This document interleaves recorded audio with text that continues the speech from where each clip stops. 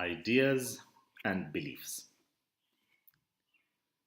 Ideas and beliefs are key to constituting, that is, building up our sense of who we are and therefore what we are prepared to do and not to do, both as individuals and as groups. They're also key to building our sense of who other people are and therefore what rights and expectations or duties. So we're going to focus a bit in this world of idealism and talk specifically about representation. So, which country are you from? I am from Swaziland. What culture are you part of? I'll call myself a Swazi. I'm also part of international culture, whatever that is. Which language group are you part of?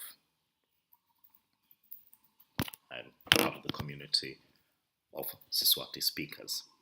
In fact, I'm so convinced that I'm part of that community that I correct people if they don't speak the way that I think they should be speaking in my language, if they make grammar mistakes or if they use words inappropriately, because I'm convinced that I know what it is to speak Siswati.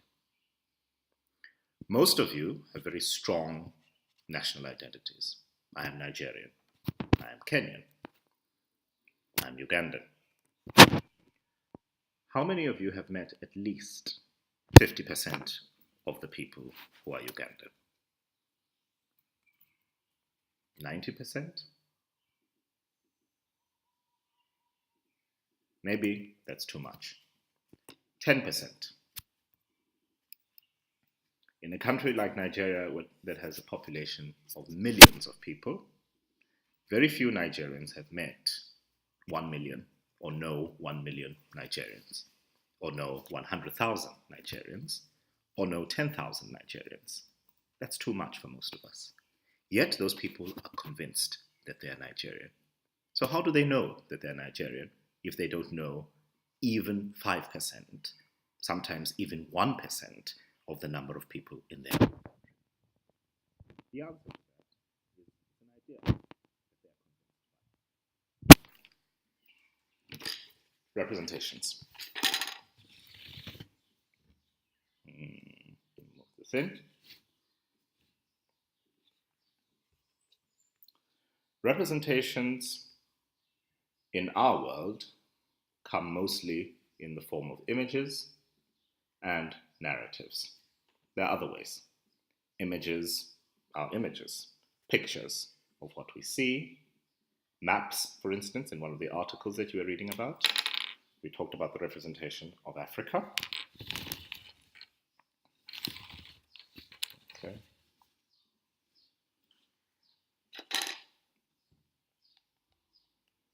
Many of us are convinced we are part of this continent. I have not traveled to even half of the continent, not even 10%. The majority of Africans haven't really covered that much in the landmass of this territory. It's the same for our countries as well. I think the amount of Swaziland that I've traveled is very small. Yet through this image that shows me a picture of Africa, and through stories that people tell, we tell you at ALU that you're part of Africa. Newspapers tell you that you're part of Africa. Your high school social studies class or geography class told you that you're part of Africa. Most of you are convinced that you're part of Africa.